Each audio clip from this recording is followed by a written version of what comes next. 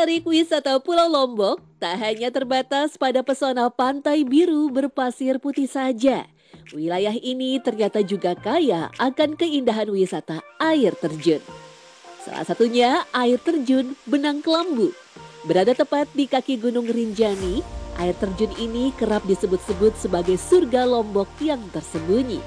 Tak hanya panoramanya saja yang menggoda mata, air terjun ini juga tersohor dengan mitos dan cerita mistis di dalamnya. Warga Lombok meyakini air terjun Benang Kelambu merupakan perwujudan pintu goib menuju puncak Gunung Rinjani. Sebuah legenda turun-temurun juga menyebut mata air yang jernih dan dingin ini merupakan area pemandian Dewi Anjani alias Sang Ratu Penguasa Gunung Rinjani. Biasanya di sana itu tempat kita sering menemukan sosok wanita yang sedang mandi dengan rambut yang sangat panjang. Nah, ketika kita mandi dengan teman-teman, kadang-kadang kalau cewek di sana sering kesurupan karena sesosok perempuan ini. Nah, itu katanya itu adalah dayang-dayangnya Dewi Anjani. Kalau sosok yang kita lihat dayang-dayang itu cantik-cantik semua, putih-putih dengan rambut yang sangat panjang dengan memakai selendang. Berada di desa Aik Berik, Kecamatan Batuk Liang, Lombok Tengah, air terjun ini masuk dalam naungan Taman Nasional Gunung Rinjani. Konon ada sebuah rahasia di balik keindahannya. Air terjun ini nyaris tak pernah sepi dari pengunjung. Pak Marwi, salah seorang pemangku adat di dusun ini menyebut, meski kawasan ini sudah terbuka untuk umum, namun aturan adat di sini masih berlaku dan harus dipatuhi setiap pengunjung. Kalau sudah memasuki di sini kan harus punya aturan-aturan. Aturan-aturan apa yang makanya kalau mau masuk tentu ada tetua yang disebut pemangku di sini itu yang ngatur nanti apa yang boleh dan apa yang tidak boleh. Tak main-main, siapapun yang berani melanggar bukan sanksi adat yang akan diterima, namun kejadian goib mengerikan yang akan menimpanya. Dari musibah kecelakaan, sampai yang paling sering terjadi adalah peristiwa orang hilang, alias diculik makhluk goib penguasa lereng Rinjani. Jadi ketika dia berjalan ke sana, pas sampai di sana, pergi ke sana kemari, setelah itu tidak tahu kemana gitu. Makanya kita sebagai masyarakat kita tunggu dulu sampai jam maghrib. Sampai maghrib tidak ada, ternyata pengunjung kita cek di lokasi sudah habis semua. Jadi mau tidak mau kita panggil semua teman-teman yang ada di kampung untuk membantu pencarian.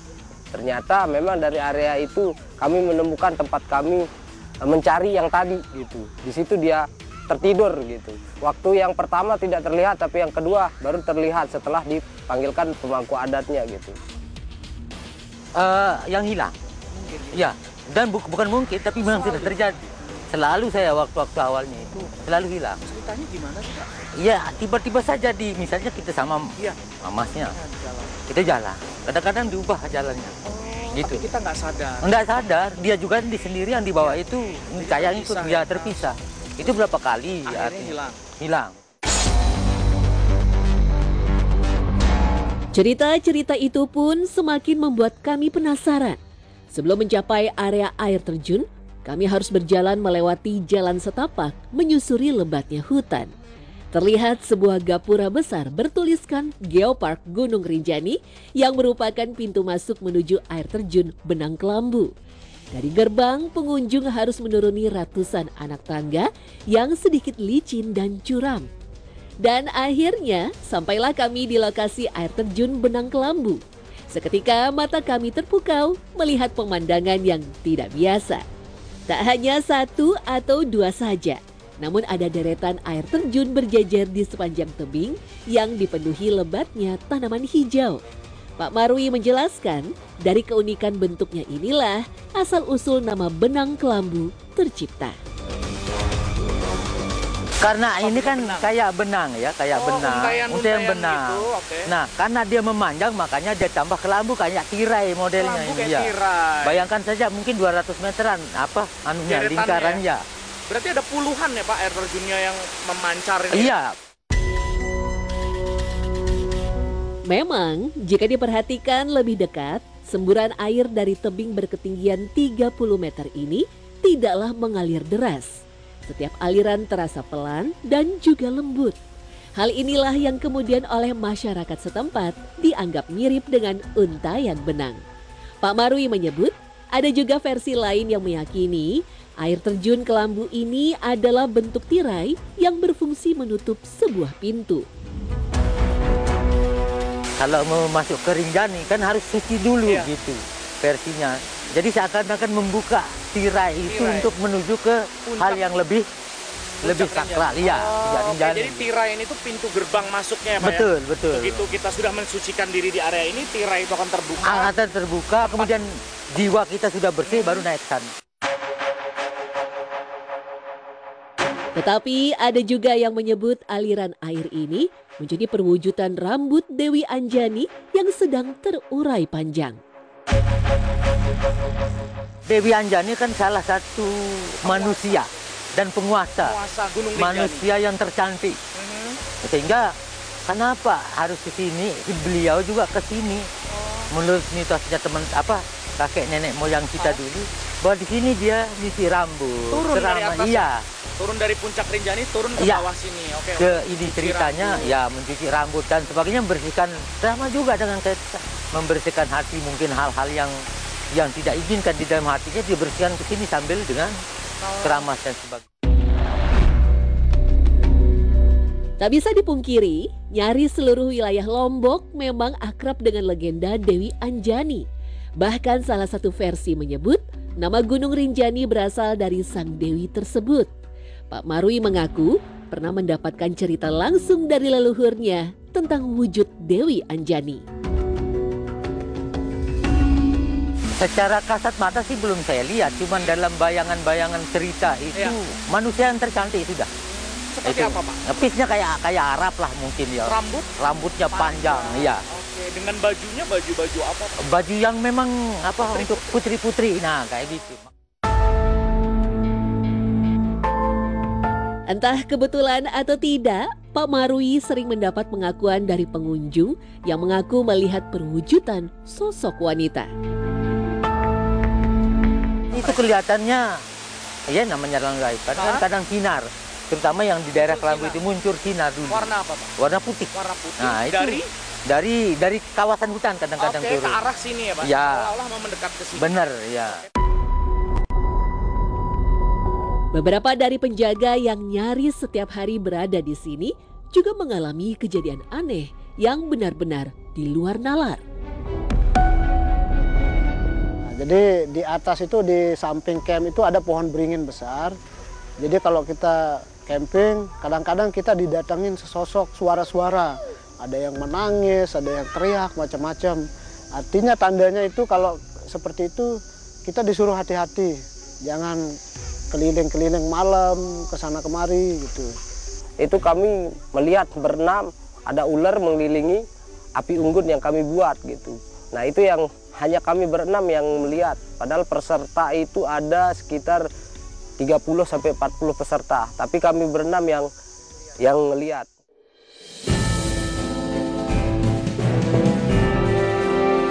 Pak Marwi pun mengajak kami menuju ke area tengah tempat aliran utama air terjun ini.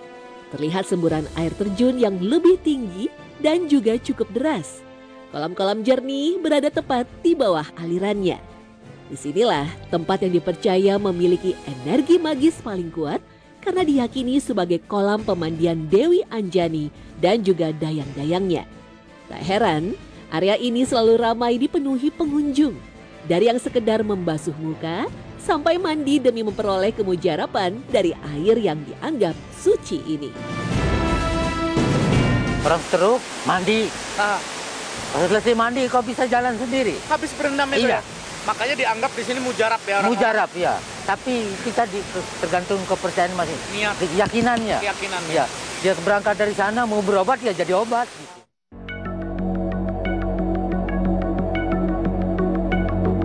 Tak sekedar pengobatan saja, kesakralan air terjun ini juga diyakini bisa membawa tuah khusus bagi mereka yang mengalami masalah. Jadi dengan tulus dia datang berobat, maunya berobat gitu, ya sembuh. Jadi permintaannya nggak cuma berobat ya Pak? Iya. Kita minta apa aja? Apa saja. Ya, apa kan aja sudah contohnya sembuh. Pak selain berobat? Persoalan ekonomi yang sulit gitu, Betul. rezeki bisa Ya, Pak? ya.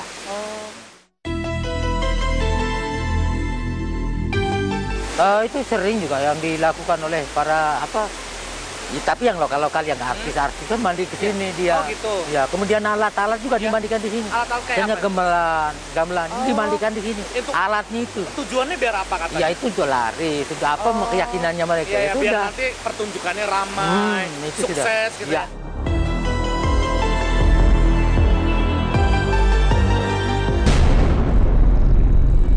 Yang lebih unik, Pak Marwi juga menyebut tempat ini menjadi rujukan bagi mereka yang melakukan ritual kecantikan.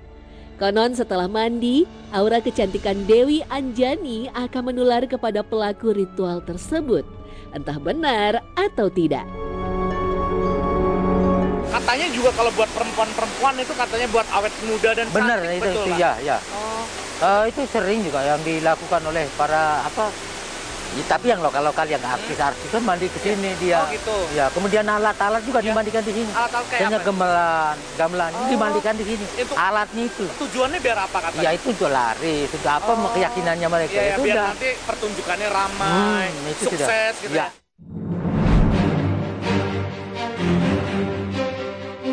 Bahkan di kalangan para pendaki gunung, air terjun Benang Kelambu dipercaya sebagai kunci untuk bisa mendaki sampai ke puncak Rinjani dengan selamat. Nah, mitosnya kalau kita mendaki Rinjani itu supaya kita kuat naik nanjak jalan ke atas itu, kita harus mandi di Benang Kelambu dan Benang Stokel. Jadi supaya dengkul kita ini kuat jalan. Jadi ini dimasukin ke air, dengkulnya ke air. Nah, supaya ini nanti ototnya kuat gitu.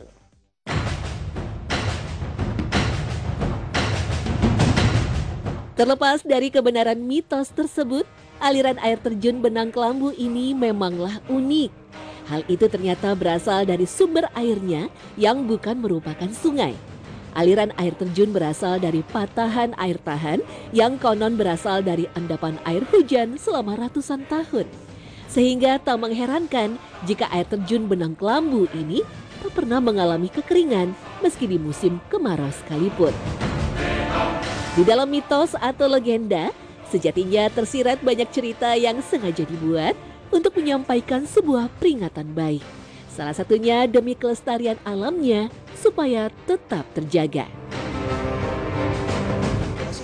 Awalnya sebetulnya ada degradasi sedikit lah di kawasan-kawasan ini. Nah itu yang kita coba perbaiki dari tahun 75. Sebab kalau ini rusak dengan sendiri masyarakat yang ada di bagian selatan, udah tidak akan pernah memperoleh air. Jadi betul-betul menjadi sumber utamanya dari sini semua di Lombok Tengah, bahkan sampai ke Lombok Barat. Sampai ke kota. Iya, sampai ke kota. Ya ke sampai Mandalika lah. Jadi di sini tuh vitalnya Pak. Vitalnya. Oke, Jadi di sini harus terjaga. harus ya? terjaga.